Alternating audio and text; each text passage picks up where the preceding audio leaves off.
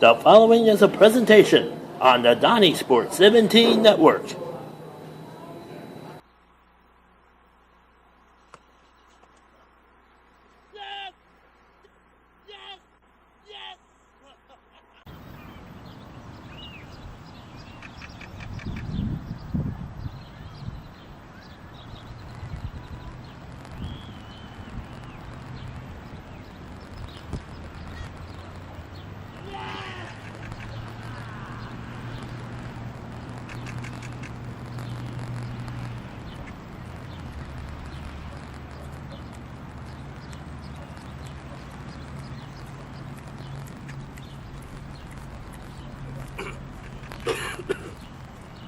Two, three, four. I'm bringing football back, and that's a fact. I'm bringing football back, sexy back. Put it back on the track, Jack. Football, football, Bringing football back, bringing football back, bringing football back, bringing football back. I'm bringing football back.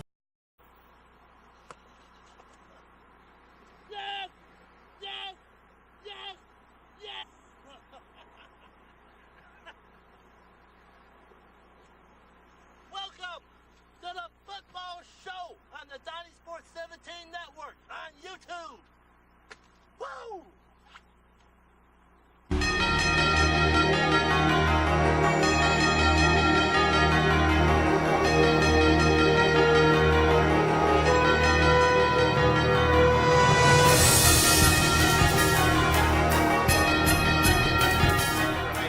Last night in the district championship, so it's officially football season, and it's in 13 days, and I couldn't be more excited about that. We've had a great summer as a football team, and notably with NCAA rule changes, we've been able to spend time around our kids, and that's made for a most enjoyable summer to watch our guys develop and to work and to train hard towards the 2014 season.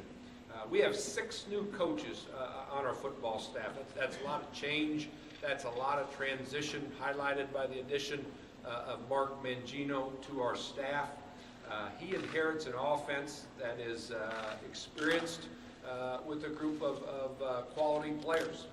2 of them are with us today. E.J. Bibbs, who I think is the best tight end in the Big 12 Conference, and certainly one of the best in the country. And Tom Farniak, a 4-year starter for us on offense. We also got playmakers in Quentin Bundridge at wide receiver and Aaron Wimberly at wide receiver. On the defensive side of the ball, will be a young, spirited group, and quite honestly, will be led by our defensive coordinator, veteran Wally Burnham, who's been doing it for a lot of years, and I look forward to watching him mold this group certainly in the month of August, if not the entire season. But Corey Morrissey joins us today. He'll be our leader on the defensive line. We've got a host of linebackers that will provide us great depth. Jevin Miller is with us today. And then I'm excited about what Nigel Tribune's going to develop as a second-year starting cornerback for us in the back end. Okay, we'll take questions for Coach. If you'll put your hand up, be sure and give your name and affiliation. We'll start over on the aisle on the right side. Coach, over on this side. Put your hand up. Hey, Brian Balding with Fox Sports. Can you just elaborate a little bit about how Mark Mangino got to Ames here? Like, did you reach out to him? Was he available? Obviously, he was available, but just the whole process of how he was able to come on board. Yeah, I reached out to him and certainly had great respect for what he's done in our profession. It took me a week, one day to get to Pittsburgh. Through Detroit, and as weather can be that time of year, and condensed what the initial interview process I wanted it to be. You know, I spent 8 years in Pittsburgh, and Mark's a Western PA guy, so we knew each other through mutual people that way, and had a respect because of that. Coached against him in 2009, my first year as the head football coach at Iowa State. And then his proven track record as a play caller, as a tough guy type of coach, in what he could bring to our offensive mentality that way. But at the very top of the list was the simplicity with which his offenses have had success. And that was something that our program needed. We've got a question on the aisle about 3/4 of the way back. Trey Scott, Scout.com. Paul, do you have a target date or a certain number of practices trimming that quarterback competition from 3 to 2? Well, August 16th, Trey, is our second full scrimmage, and by the end of that scrimmage, if not before, we'll be able to name the starter. And I think, as you should say, trimming the competition, it'll take place on a daily basis. But we're excited about the competition. We don't have a starter name, but we have 2 starting quarterbacks in our offensive system. There'll be a lot of coaches that would like to be able to say that as well, and I look forward to the competition as it begins on the 4th. We're going to go all the way to the corner left side. Barry Trammell with the Oklahoma. Paul, you got off to a rough start last season. Then you get Texas in that conference opener. Lose a heartbreaker. You looking back, can you talk about how that game may have gotten you on the wrong track, and if you could have got that victory, what it could have done for the season?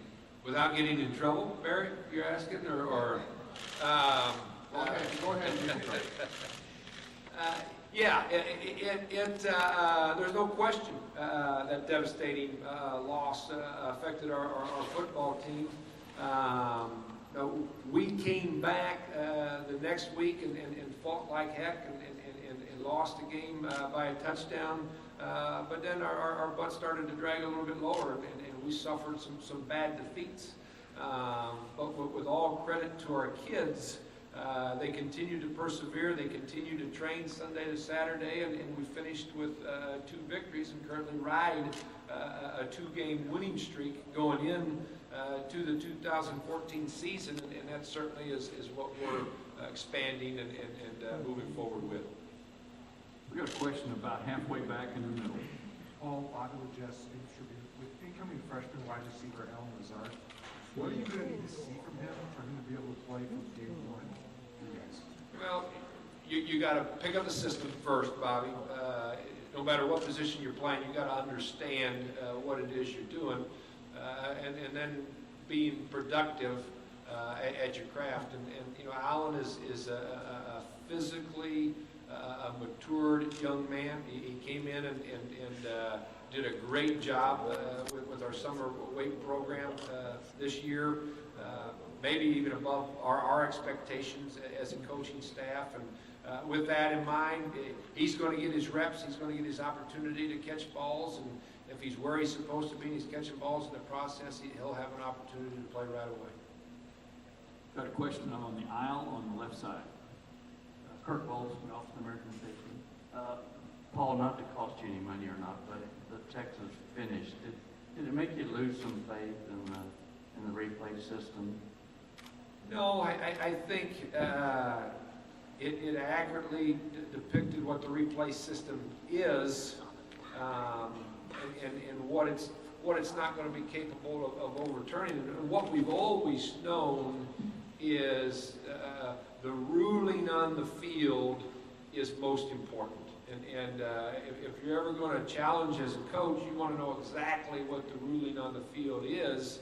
But before you do that, we didn't have to challenge. It was something that was going to be reviewed as it should have been. And it never produced what the rules state was enough information to overturn it. So I wouldn't say I've lost faith in it because of that. It doesn't make it any easier to swallow that loss, because it's a game that we certainly thought belonged to us as it played out on the field. And to follow up on Mark Mangino, how will the offense change with Mangino? We're going to be a spread system. It's a generic term, but we're going to deploy a lot of 3 wide receiver sets and a 1-back offense. We're not going to huddle. Those are things that are familiar to the Iowa State fan base and Big 12 followers in what we do. The change I think you're going to see will be in the varying pace that we utilize, and also the simplicity of what it is we're trying to accomplish. We're not smart enough in Ames, and even though though he has several nicknames that would indicate that we're going to go out and outsmart other coaches and other teams. We want to be simple where our kids can execute at a high rate of speed, and I think that's exactly what Mark brings to our offense. Got a question on the aisle, left side. The American Statesman in Austin. Paul, you're running the spread. Can you tell me, as a defense coach, trying to recruit to a defense that plays a lot of spread offenses, how has your recruiting changed over the years? And can you talk about how the spread has affected your defense trying to defend those teams? I'll answer that question in two ways in how you recruit kids. I think you recruit kids to the Big 12 Conference to play defense very positively because of the offensive talent that they're going to face. You look at the quarterbacks and the wide receivers and the running backs that our league has been producing here in the very recent times, and you're telling a young man he gets to line up, and that's who he's building his resume off of, defending those guys. That's who they want to play against. They want to play against the best in the country, and it's a positive influence for our league in recruiting. How it's impacted who you recruit. We very much recruit deeper numbers in the secondary. We recruit 12 guys from a roster standpoint. We're recruiting a true nickel type of linebacker, outside guy that's a hybrid safety, cornerback, linebacker type that's not going to be in the box in a regular basis. Then we're also recruiting that guy. You're looking for as much speed as you possibly can, and at a place like ours, the hardest position to recruit is not just the defensive line, but the interior defensive guys. And when it's hard to find those guys, you better be able to use a system that allows you to put guys out there that can be effective against spread offenses, because that's what we're seeing. I've got a question in the middle section right over here, Coach. David Oven, Fox Sports Southwest. Paul, when you were talking to Mark, how much do you think that having guys like Aaron and Jay and Clayton, experienced offensive talent, how much do you think that influences the decision to come to Iowa State and see it as an attractive opportunity? I think he wanted to know that the cupboard wasn't bare, and I think he found that out. I also know he was anxious to get back at this level. Mark and his wife, Mary Jane, had been through cancer, Mary Jane's cancer, and beat that. And I think he gained a different perspective on a game, on a life, being able to step back a little bit and get back into it at Youngstown State and get the taste for it. He wasn't going to just jump back in at any job. I think he saw the opportunity for success at our place. He liked the way that the program was being run. He knew that we're full of toughness from playing us in 2009 and talking to other people that have been playing us since then. But yeah, the fact that there were some players in place, I'm sure was very much a part of the decision. Got a question on the right side on the aisle. Paul Blair Kirkhoff of the Kansas City Star. Going back to something you just mentioned about recruiting defensive linemen, especially interior defensive linemen, why is it so difficult for your program? Has that been historically true as well? Well, Blair, I think it's not just our program, and I think it's historically true across the country. And the simple answer to that question, you walk through any shopping mall, you don't see a lot of 6'6", 290-pound guys that can run really fast, nor anywhere else walking around the streets. The numbers of those guys, they just don't exist, and we all want them. And so every time you find those guys, the halves in this game of college football, the traditional great college programs, they're going to get first crack at those guys. We're going to take guys that on occasion are 230 pounds and develop them to be that 290-pound guy. A name you might remember, and some others, Jordan Karstens, who I recruited as a walk-on at Iowa State, had to talk Mack into bring him in as 105 of 105, and he goes on to play the National Football League with Carolina. He was about 210 pounds coming out of high school and ends up being an all Big 12 player. So you got to project, and you got to get lucky at places like ours that high-profile athlete doesn't usually have a lot of interest in, quite honestly. That was Iowa State head coach Paul Rhoads talking about what's to come in the 2014 season for his Iowa State Cyclones. They started off well, but took some major league hits along the way, especially that loss to Texas.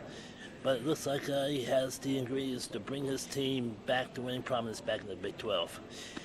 More of the Donniesport football show from the Big 12 Media Day in Dallas, Texas, coming right up on the Donniesport Center.